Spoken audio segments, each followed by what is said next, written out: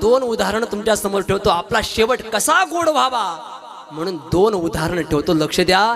एका बाजूला धृतराष्ट्र ठेवा आणि दुसऱ्या बाजूला जगद्गुरु तुकाराम महाराज ठेवा. धृतराष्ट्र कोण आधी ऐका. हस्तिनापूरचा राजा होता, या भारताचा सम्राट राजा होता धृतराष्ट्र. नुसता राजा नव्हता हो, तब्बल 100 मुलांचा बाप होता. 1 2 3 नव्हे, 100 मुलं होते त्या धृतराष्ट्राला. एवढा भयानक शेवट झाला. अहो नुसतं एवढंच नव्हतं तर भगवंताच्या मुखातून आलेली श्रीमद भगवद्गीता त्या धृतराष्ट्राने श्रवण केली होती महाराज. भाग्यवान होता, पण दुर्भाग्य सुद्धा एवढा होता ना, जीवनामध्ये परिवर्तन नव्हतं. परिवर्तनाला महत्व आहे ना महाराज. काही काही माणसांच्या गंधाकडे पाहावं आणि सहज त्याच्या बायकोला म्हणावं, बाई तुम्ही किती भाग्यवान आहात. ती बाई म्हणते, काय झालं हो महाराज. अहो पहा ना तुमचे मालक किती सुंदर गंध लावतात. ती बाई म्हणते, महाराज तुम्ही त्यांच्या गंधावर जाऊच नका, ते कीर्तनावाला गेलेत का नवी चप्पल घेऊन येतात. काय उपयोग काय. अहो जीवनात परिवर्तन महत्वाचं आहे. परिवर्तन महत्वाचं आहे. मी सांगेन, एकटा सरपंच गाव बदलू शकत नाही, एकटा आमदार तालुका बदलू शकत नाही. आज लोकांच्या इमानदारीचा विचार केला, लोक एवढे इमानदार आहेत, एवढे इमानदार आहेत, त्या पान पोईवरचा ग्लास सुद्धा साखळीने बांधून ठेवावा लागतो. एवढे लोक इमानदार आहेत महाराज. आज सचिन महाराज पहा, कोणीच कोणाला मोकळं सोडत नाही. त्या पान पोईवरचा ग्लास बांधून ठेवावा लागतो.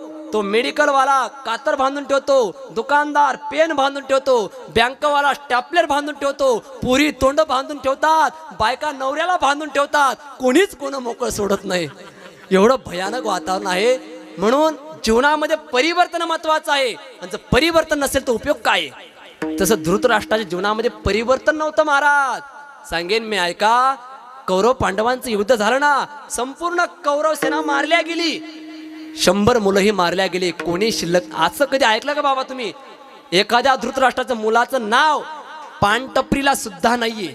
100 मुलं होते, राजा होता, पण त्या राजाचा शेवट एवढा भयानक झाला ना. ते युद्ध झाल्यानंतर फक्त एकटा धृतराष्ट्र शिल्लक होता. तर धृतराष्ट्राचा पुन्हा सांभाळ पांडवांनी केला, पण खरा तराज जर कोणी दिला असेल महाराज, त्याला भीमाने दिला. भीम काय करायचा, ज्यावेळेस जेवायला बसला धृतराष्ट्र, जवळ यायचं, मोठ्याने गदा आपटायची आणि त्या धृतराष्ट्राला म्हणायचं, आंधळ्या आम्हाला कुत्र सांभाळणं काय, तुला सांभाळणं काय सारखं जे रे. अरे तुझे 100 मुलं मीच एकट्याने मारलं. त्या भीमाला बोलणं जमलं नाही. ज्याला बोलणं जमलं ना, त्याने जगावर राज्य केलं. तर भीम नेहमी जेवायला बसला का जवळ यायचा, नाही नाही ते बोलायचा. ऐका ना, तो धृतराष्ट्र सुद्धा कंटाळला महाराज, कंटाळला. तो एका दिवशी अरण्याच्या रस्त्याला लागला, जंगलामध्ये निघाला. पण ज्या जंगलात चालला ना, ते जंगल आगीने पेटलेलं होतं. धो धो धो धो आगनी पेटत होता. त्या धृतराष्ट्र त्या आगेपर्यंत पोचला. आग्नीचे ज्यावेळेस चटके लागू लागले ना, त्यावेळेस पळू लागला. तो पळू लागला, जिकडे जाईल तिकडे आग्नीमध्ये पडायचा. चटके लागून लागून तो धृतराष्ट्र मरण पावला दादा. पण लक्षात ठेवा, कोण होता धृतराष्ट्र. हस्तिनापूरचा राजा, 100 मुलांचा बाप होता. त्या धृतराष्ट्राचा शेवट एवढा भयानक झाला. दुसऱ्या बाजूला मी जगद्गुरु तुकोबाराय ठेवले होते. तुकोबाराय राजे नव्हते, तुकोबारायांना 100 मुलं नव्हती. पण तुकोबारायांचा शेवट कसा झाला पहा. विठाल विठाल विठाल विठाल विठाल विठाल विठाल नामदेव महाराज. विठाल विठाल विठाल विठाल विठाल विठाल विठाल विठाल विठाल विठाल विठाल विठाल. या ठिकाणी नाना पण आलेले आहेत. प्रथमतः नानांच्या चरणी नतमस्तक होतो. पहा, माझा मुद्दा एवढा होता.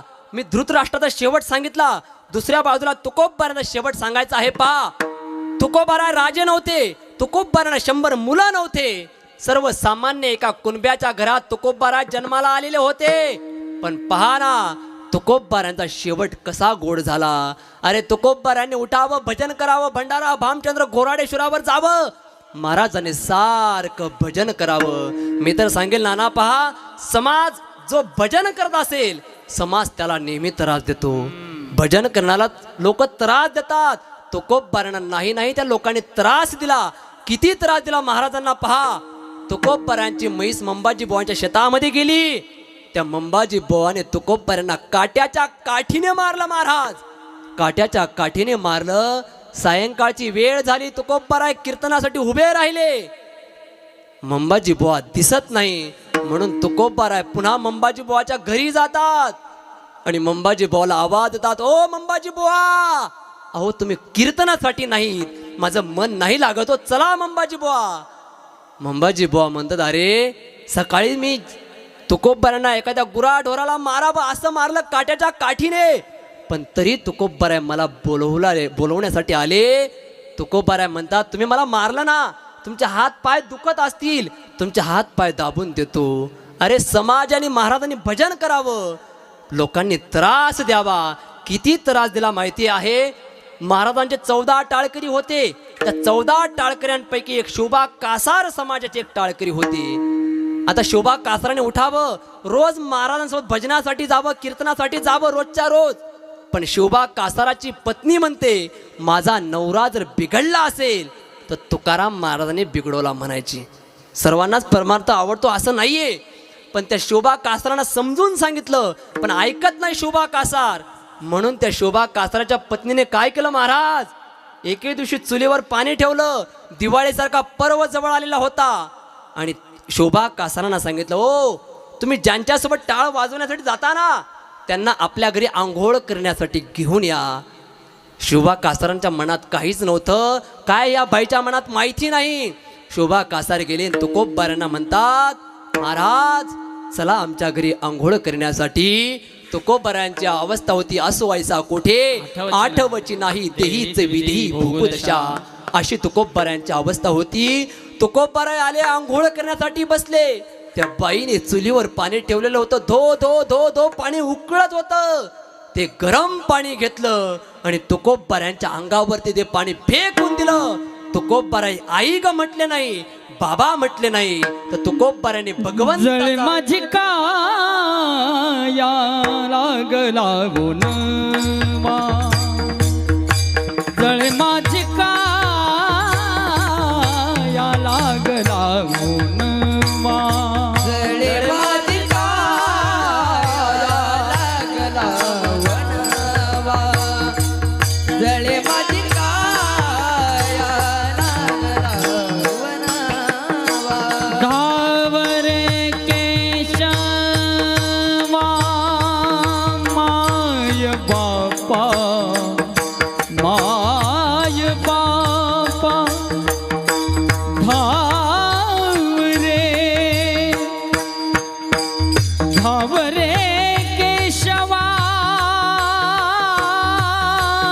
माय बापा, माय बापा धावरे केशवा, धावरे केशवा माय बापा,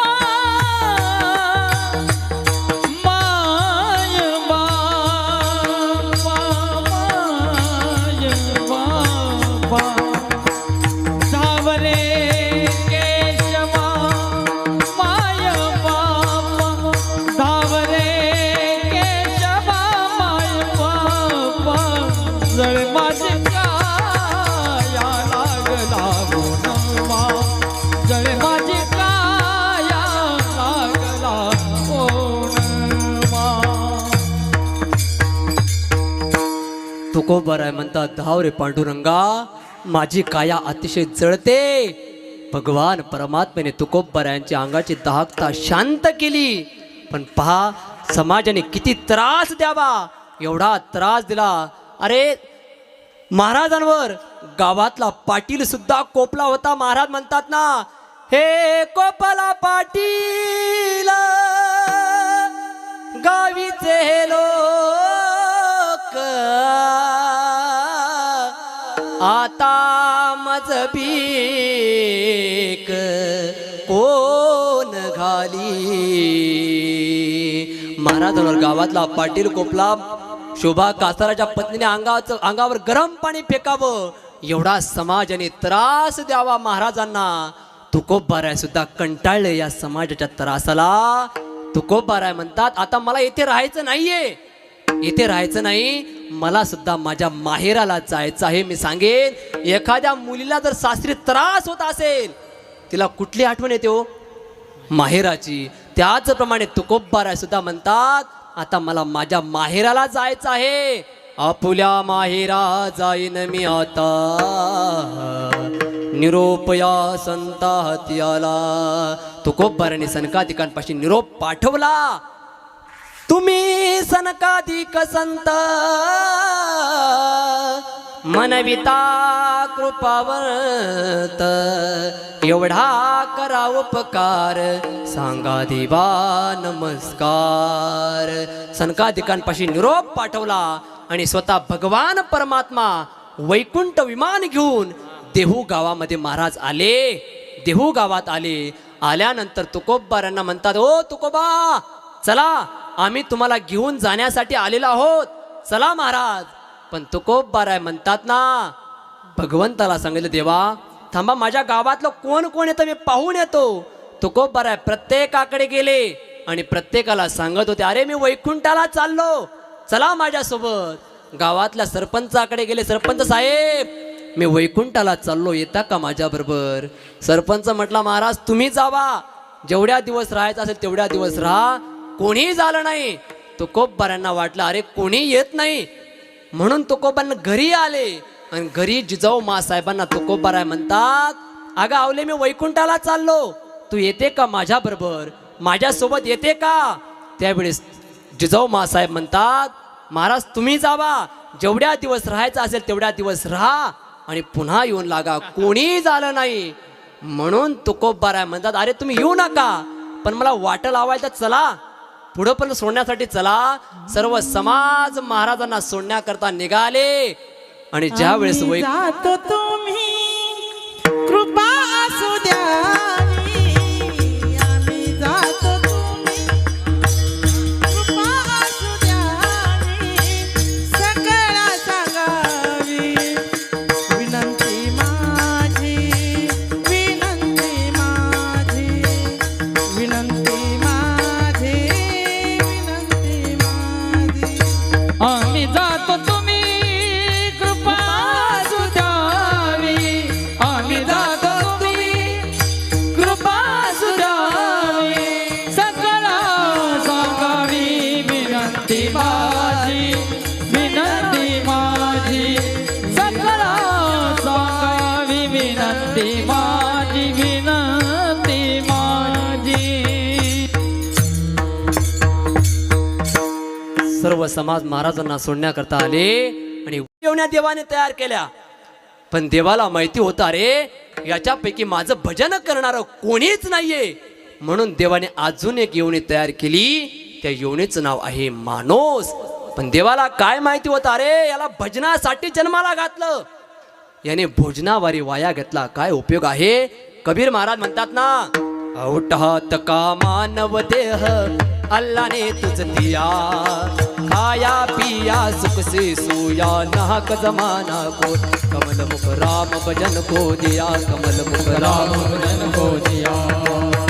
सगळ्यात सुंदर जरी माणसाचा देह असला, सगळ्यात सुंदर जरी माणसाचा देह असला त्या ठिकाणी शास्त्रकार वर्णन करतात भारतासारखा देश नाही, महाराष्ट्रासारखं राज्य नाही, पंढरपुरासारखं तीर्थ नाही, पांडुरंगासारखं दैवत नाही, ज्ञानोबासारखे संत नाहीत, ज्ञानेश्वरीसारखा ग्रंथ नाही, वारकरी संप्रदायासारखा पंथ नाही, रामकृष्णासारखा मंत्र नाही, रामायणासारखी आचारसंहिता नाही, दशरथासारखा बाप नाही, कौशलीसारखी माय नाही, रामासारखा मुलगा नाही, सीतेसारखी सून नाही, उर्मिलेसारखी जाऊ नाही, श्रुत कृत्वी मांडवीसारखी देराणा जटाणा नाहीत, भरतासारखा भाऊ नाही, लक्ष्मणासारखा बंधू नाही, जनकासारखा सासरा नाही, सुननीसारखी सासू नाही, शतानंदासारखा प्रधान नाही, रावणासारखा शत्रू नाही, बिभीषणासारखा मित्र नाही, कोल्या इतका लबाड नाही, कावळ्या इतकं धूर्त नाही, काजळा इतकं काळं नाही, लोण्या इतकं मऊ नाही. आणि माणसाच्या देहासारखा जगाच्या पाठीवर कुठलाच देह नाहीये दादा, कुठलाच नाहीये पा. म्हणून तर महाराज म्हणतात शरीर उत्तम चांगले, शरीर सुखाचे घोसले, शरीर साध्य होय केले, शरीर साधिले परब्रह्म, शरीर उत्तम चांगले, शरीर सुखाचे घोसले. एवढा सुंदर नरदेह मिळाला आपल्याला. आपण काय केलं हो आपण सांगा ना. भगवान परमात्म्याने एवढा सुंदर नरदेह दिला आपल्याला. काय केलं? काहीच नाही. आपण जन्म वाया घातला. जन्म येऊन काय केले, तुवा मुद्दल गमविले, तुवा मुद्दल गमविले, तुवा मुद्दल गमविले. जन्म येऊन काय केले, तुवा मुद्दल गमविले, तुवा मुद्दल गमविले, तुवा मुद्दल गमविले. जन्म येऊन काय केले, जन्म येऊन काय केले, हरी जन्म येऊन काय केले, तुवा मुद्दल गमविले, तुवा मुद्दल गमविले, तुवा मुद्दल गमविले.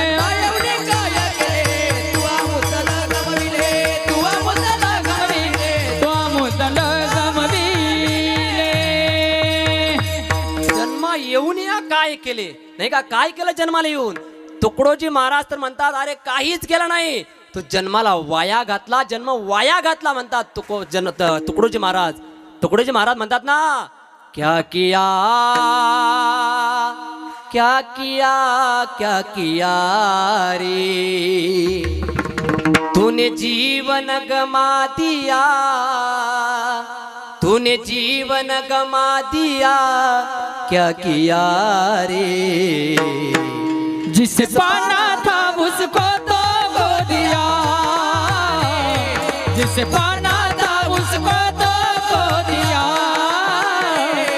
जिसे पाना था उसको तो खो दिया. क्या किया क्या किया क्या किया रे, तूने जीवन गमा दिया, क्या किया रे. जिसे पाना था उसको तो खो दिया रे, जिसे पाना था उसको तो खो दिया. क्या किया क्या किया रे, क्या किया क्या किया रे, तूने जीवन गमा दिया, क्या किया रे. जिसे पाना था उसको तो खो दिया रे, जिसे पाना था उसको तो खो दिया रे. तुकडोजी महाराज म्हणतात ना, काय केलं तुम्ही जन्माला येऊन. क्या किया क्या किया, तूने जीवन गमा दिया, क्या किया रे. जिस पाना था उसको तो खो दिया रे. भगवान परमात्म्याने आपल्याला एवढा सुंदर नरदेह दिला. आपण जन्माला आल्यानंतर भगवान परमात्म्याचं भजन करायला पाहिजे होतं, पण आपण भोजनावारे वाया घेतला. म्हणून मी सांगेन दादा, अरे असं जीवन जगा, असं जीवन जगा की आपण गेल्यानंतर संपूर्ण महाराष्ट्र रडला पाहिजे. एवढं चांगलं नका जगू. महाराष्ट्र रडेल एवढं नका चांगलं जीवन जगू, पण आपण गेल्यानंतर एवढं निश्चित चांगलं जीवन जगा की आपण गेल्यानंतर आपला संपूर्ण नाशिक जिल्हा रडला पाहिजे. एवढं निश्चित चांगलं जीवन जगा. जाऊ द्या, कोणी म्हणेल महाराज नाशिक जिल्हा खूप मोठा आहे, नका नाशिक जिल्हा रडू द्या, पण आपण गेल्यानंतर आपला सटाणा तालुका तरी रडला पाहिजे. एवढं तरी निश्चित चांगलं आपलं जीवन असलं पाहिजे. जाऊ द्या दादा, सटाणा सुद्धा खूप मोठा आहे, पण एवढं निश्चित चांगलं जीवन जगा की आपण गेल्यानंतर आपलं गाव तरी रडलं पाहिजे. महाराज, एवढं आपलं निश्चित चांगलं जीवन असलं पाहिजे. मी असंच म्हटलं बरं का साहेब, एका कीर्तनामध्ये असं म्हटलं, अरे आपण गेल्यानंतर आपलं संपूर्ण गाव रडलं पाहिजे, एवढं आपलं चांगलं जीवन असलं पाहिजे. एक व्यक्ती म्हटला, महाराज गावच रडलं पाहिजे ना. म्हटलं हो, मग चांगलं वागण्याची गरज काय आहे. चांगलं वागण्याची गरज काय. त्याला म्हटलं, अरे वाईट वागून कोण रडणार आहे. उलट वाईट वागल्यानंतर लोक म्हणतील बरं झालं आमच्या गावातली ब्याद गेली असं म्हणतील. चांगलं वागल्याशिवाय लोक रडणार नाहीत. तो म्हटला, महाराज लोकच रडलं पाहिजे ना. म्हटलं हो, मग चांगलं वागण्याची गरज काय आहे. म्हटलं कसं रडतील? अरे अहो आई काय करायचं, संपूर्ण गावाकडनं व्याजाचे उसने पैसे उचलून घ्यायचे आणि न देता मरून जायचं. नाही गाव रडलं मग सांगा म्हणे, नाही का? अरे हे पण रडवणं आहे, नाही का? हे पण रडवणंच आहे आणि चांगलं वागूनही रडवणं आहे. पहा, दोघांची कीर्ती पाठीमागे राहते, चांगल्याची पण राहते आणि वाईटाची पण राहते. पण ऐका ना, वाईटाची फक्त कीर्ती राहते आणि चांगल्याची उत्तम कीर्ती राहते. उत्तमाची बुरे कीर्ती मागे, उत्तमाची बुरे कीर्ती मागे, उत्तमाची उरे कीर्ती मागे, उत्तमाची उरे कीर्ती मागे. तुका म्हणे का मरणाची सरे, तुका म्हणे का मरणाची सरे, तुका म्हणे का मरणाची सरे, म्हणे का मरणाची सरे. हो उत्तमाची बुरे कीर्ती मागे, उत्तमाची बुरे कीर्ती मागे. उत्तमाची उरे कीर्ती मागे, उत्तमाची उरे कीर्ती कीर्ती मागे.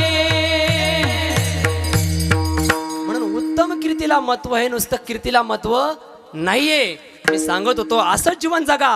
आपण गेल्यानंतर आपलं गाव रडलं पाहिजे. दादा ऐका, आपण गेल्यानंतर गाव रडेल, संपूर्ण महाराष्ट्र रडेल. नवल नाहीये. आपण गेल्यानंतर असंही जीवन जगा की आपण गेल्यानंतर ज्यांनी हे ब्रह्मांड निर्माण केलं ना, ज्या भगवंताची शक्ती आहे, कर्तुम अकर्तुम अन्यथा कर्तुम, ज्या भगवंताची शक्ती आहे, तर भगवान परमात्मा आपल्यासाठी कधीतरी रडला पाहिजे. एवढं आपलं चांगलं जीवन असलं पाहिजे. ऐका, मी सांगेन, ज्ञानोबाराय ज्यावेळेस भारत भ्रमणासाठी निघाले ना, सप्तपुऱ्या 12 ज्योतिर्लिंग अष्टविनायक दर्शन वगैरे घेऊन, ज्ञानोबाराय शेवटचं तीर्थ म्हणून पंढरपुरामध्ये ज्ञानोबाराय येतात. ज्ञानोबाराने भगवान श्री परमात्म्याचं दर्शन घेतलं आणि ज्ञानोबाराय एका गाभाऱ्यामध्ये उभे आहेत. ऐका ना, ज्ञानोबारांच्या डोळ्यामध्ये अश्रुधारा वाहू लागल्या.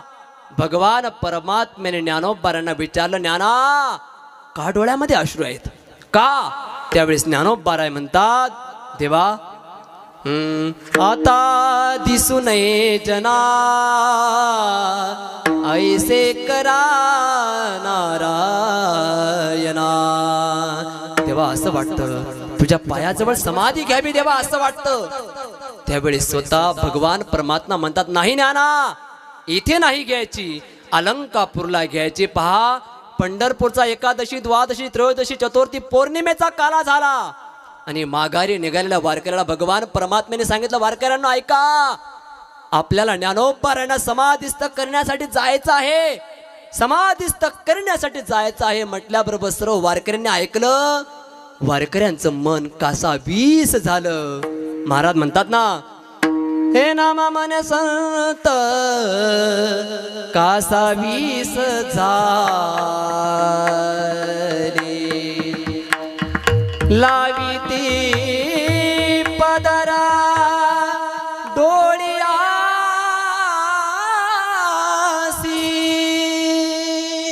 सर्व संत महात्मे रडू लागले. ज्ञानोबा आता आपल्यात राहणार नाहीत, ज्ञानोबा दिसणार नाही, म्हणून वारकरी कासावीस झाले. सर्व वारकरी दिंडी सोहळा घेऊन आळंदीकडे प्रस्थान केलं. मजल दर मजल करत करत अष्टमी, नवमी, दशमी, एकादश, द्वादश, त्रयोदशीचा ज्ञानोबाराय समाधी घेणार होते. स्वतः भगवान परमात्म्याने ज्ञानोबारांना मंगल स्नान घातलं. रुक्मिणी मातेने नैवेद्य बनवला, ज्ञानोबाराने नैवेद्य सेवन केला आणि स्वतः भगवान परमात्मा निवृत्तीनाथांना म्हणतात, निवृत्ती दादा चला, आपल्याला ज्ञानोबारांना समाधिस्थ करायचं आहे.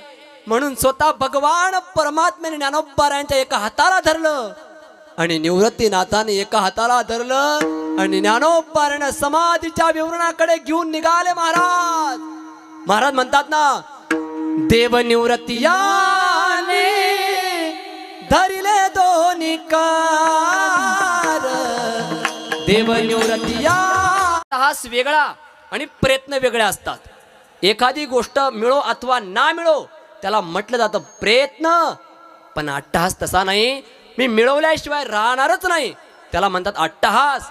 आणि तो अट्टहास भगवान श्री पांडुरंग परमात्म्याने, तुकोबारांनी भगवान श्री पांडुरंग परमात्म्याकडे अट्टहास केलेला आहे. मग अट्टहास कशाचा केला तुकोबारायांनी? कशाचा केला? तुकोबाराय म्हणतात माझा शेवट गोड व्हावा म्हणून मी अट्टहास केला, नाही का? शेवट गोड व्हावा म्हणून मी अट्टहास केला. मग महाराज शेवट नेमका कशाचा? शेवट नेमका कशाचा?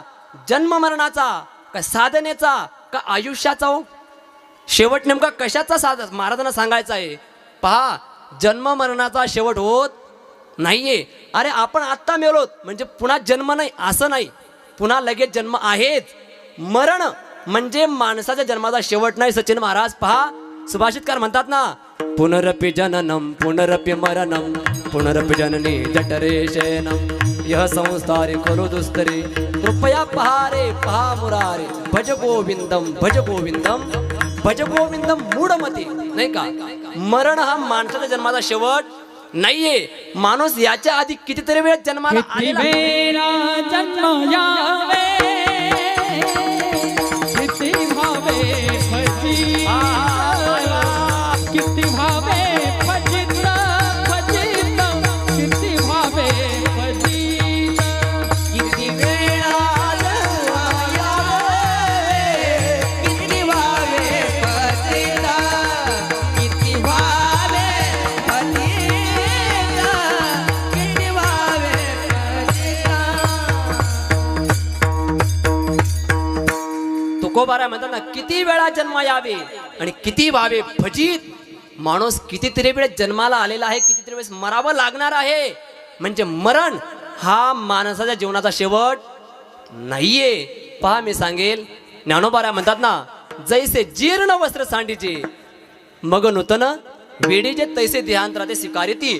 पण पहा, जसं आपण जीर्ण झालेला कपडा टाकून देतो त्याचप्रमाणे आत्मा सुद्धा जीर्ण झालेलं शरीर सोडतो आणि नवीन शरीरामध्ये प्रवेश करतो. असं म्हणतात, अरे जाते नहीं कोई दुनिया से दूर चलते चलते, जाते नहीं कोई दुनिया से दूर चलते चलते आते हैं ये सब कपडे बदल बदल के. माणसं जात नसतात. माणूस जसा कपडे बदलून भेटतो तसा आत्मा सुद्धा शरीर बदलून भेटतो. चला जाऊ द्या, आता हा माझा कीर्तनाचा ड्रेस, बरोबर आहे ना? धोतर नेहरू शर्ट फेटा वगैरे कीर्तनाचा ड्रेस. मग मी झोपत असताना असाच झोपणार का? हो, नाही ना. Night pant T shirt lungi, नाही का, वगैरे वगैरे. कीर्तनाचा ड्रेस वेगळा, रात्री नाईटचा ड्रेस वेगळा. कुठं विशेष पाहुण्यांकडे जायचं असेल तो ड्रेस वेगळा, कुठं शेतामध्ये जायचं असेल तो ड्रेस वेगळा. म्हणजे एक माणूस अनेक शरीरांमध्ये जसा आपल्याला पाहायला भेटतो तसंच आहे आत्मा सुद्धा एक आहे. आत्मा हा एक आहे पण अनेक शरीरांमध्ये आपल्याला पाहायला भेटतो. म्हणजे मरण हा माणसाच्या जन्माचा शेवट नाही. मग शेवट नेमका कशाचा सांगतात तुकोबाराय? शेवट आहे ऐका. महाराज म्हणतात, माझं साधन संपावं आणि साध्याची प्राप्ती व्हावी हा खरा माणसाचा जन्माचा शेवट आहे. विठाल विठाल. म्हणून महाराज म्हणतात ना, तो भगवान श्री पांडुरंग परमात्मा मला मिळाला आणि म्हणून माझा शेवट गोड झाला. शेवटचा दिस गोड व्हावा. माझा शेवट गोड झाल्यामुळे मला आता चिंता राहिलेली नाही. आता निश्चिंतीने पावलो विसावा, खुंटलिया धावा तृष्णेची या. खुंटणे म्हणजे थांबणे, धावा धाव म्हणजे पळणे, तृष्णा म्हणजे तहान. महाराज म्हणतात माझ्या जीवनामध्ये आता कसल्याच प्रकारची तहान वगैरे राहिलेली नाही. पण पहा, सर्व समाजामध्ये सर्वसामान्य माणसाच्या मनामध्ये 3 प्रकारची तहान आहे. आपल्याला इथं बसल्यापैकी तहान नाही असा एकही माणूस नाही महाराज. पहा, प्रत्येकाला तहान आहे, कशाची ना कशाची. कोणाला नाव कमवण्याची तहान आहे तर कोणाला पैसे कमवण्याची तहान आहे, नाही का? कोण नावामागे पळतं, कोण पैशामागे पळतं. सर्वसामान्य माणसाच्या जीवनात 3 प्रकारचे तहान आहे महाराज ऐका. पहिले नाव, पैसा आणि बाई. चौथी तहान नाही. जो पैशामागे पळाला त्याला नावही आवडत नाही, बाईही आवडत नाही. जो नावामागे पळाला त्याला बाईही आवडत नाही, पैसाही आवडत नाही. मोदीजींनी फक्त नावामागे पळाले, नाव कमवलं, नावामागे पळाले, काही बाई मागे पळतात. म्हणून तुकोबाराय म्हणतात आम्हाला असल्या प्रकारची ताण शिल्लक राहिलेली नाही. म्हणून आमच्या जीवनामध्ये चिंता नाहीये. कारण एक चिंता आहे आणि दुसरी निश्चिंतता आहे. एक चिंता, दुसरी निश्चिंतता आहे. परमार्थ करणाऱ्या माणसाला चिंता करण्याची गरज नाहीये महाराज. का चिंता करण्याची गरज नाही. कारण महाराज म्हणतात ना, नाही आम्हा चिंता वस्त्र या पोटाची आणि माऊली आमुची पांडुरंग. तो पांडुरंग परमात्मा आहे ना, म्हणून आम्हाला चिंता करण्याची गरज नाही. आणि जर एखादा व्यक्ती चिंता करत असेल महाराज, तर सरळ सरळ समजावं, त्याने देवावर अविश्वासाचा ठराव पास केल्यासारखं आहे. म्हणून परमार्थ करणाऱ्या माणसाला चिंता करण्याची गरज नाहीये. आणि म्हणून तुकोबाराय म्हणतात, आता निश्चिंतीने पावलो विसावा, खुंटलिया धावा तृष्णेची या. मग महाराज तुमच्या जीवनामध्ये एवढी मोठी क्रांती घडली, ही कशाने घडली? तुकोबाराय म्हणतात ना, कवतुक वाटे झाली या वेचाचे, नाम मंगळाचे तिने गुणे. त्या भगवान श्री परमात्म्याचं नाम मंगल स्वरूप असल्यामुळे आमच्या जीवनामध्ये चिंता राहिलेली नाही. म्हणून महाराज मग काय क्रांती घडली? तर तुकोबाराय म्हणतात ना, अरे ज्या मुक्तीसाठी तुम्ही आपण रात्रंदिवस धडपड प्रयत्न करतो, ती मुक्ती आता आमची नवरी झाली. नवरी म्हणजे बायको, नाही का? तुकोबाराय म्हणतात, अरे आपण ज्या मुक्तीसाठी रात्रंदिवस धडपड प्रयत्न करतो, ती मुक्ती आता आमची नवरी झाली. मी सांगेन ऐका, भगवान परमात्मा, आपण सर्वजण पैशाच्या मागे पळणार आहेत, नाही का? पण लक्ष्मी माता ज्याच्या पायाची सेवा करते, त्याला कसली चिंता आहे हो? त्याला चिंता करण्याची गरज नाही. ऐका, बोलत चला. एके वेळेस लक्ष्मी मातेचा आणि भगवान विष्णू परमात्म्याचा संवाद सुरू होता. लक्ष्मी माता म्हटली, देवा या जगतात मला किंमत आहे. ओ लक्ष्मी, ऐकता ना तुम्ही, लक्ष पांगू देऊ नका. लक्ष्मी आपल्या लक्ष्मणाला म्हणाली, मी आहे म्हणून बरं, नाहीतर एखादी पळून गेली असती. सर्व बाया नवऱ्याला अशाच म्हणतात, महाराज मी आहे म्हणून बरं, नाहीतर एखादी पळून गेली असती. मग नांदली कोणती असती, हा अजून प्रश्न सुटलेला नाही. सर्वच म्हणतात तसं. लक्ष्मी माता म्हणली, देवा या जगतामध्ये तुमच्यापेक्षा किंमत मला जास्त आहे. भगवान परमात्मा म्हणले, अगं लक्ष्मी बोलून जाऊ नको, मला सिद्ध करून दाखव. सिद्ध करून दाखव म्हटल्यावर काय झालं, एके दिवशी एक प्रेत यात्रा चालली होती, अंत्ययात्रा चालली होती. लक्ष्मी माता म्हणली, आज चान्स आहे. लक्ष्मी मातेने काय केलं, त्या प्रेतावर पैशाचा पाऊस पडायला सुरुवात केली. 100च्या 200च्या 500च्या नोटा पडू लागल्या वरून. लोकांनी बोला बरं, जर प्रेतावर पैशाचा पाऊस पडत असेल, कोणी प्रेताजवळ थांबेल का हो? प्रेताचं सोडा हो, जाऊ द्या. समजा आता येथेच कीर्तनामध्ये जर पैशाचा पाऊस पडायला लागला, तुम्ही कीर्तन ऐकाल का? बोला ना, ऐकाल? अहो तुम्ही ऐकाल का ना ऐकाल पुढचा प्रश्न आहे. मी कीर्तनच करल का नाही, नाही का? आपण काय तुकाराम महाराज थोडे येत नाही का? लक्ष्मी माता भगवान परमात्म्याला म्हणते, ही जगातली माझी किंमत आहे. सगळ्यांनी प्रेताला सोडून दिलं, सगळ्यांनी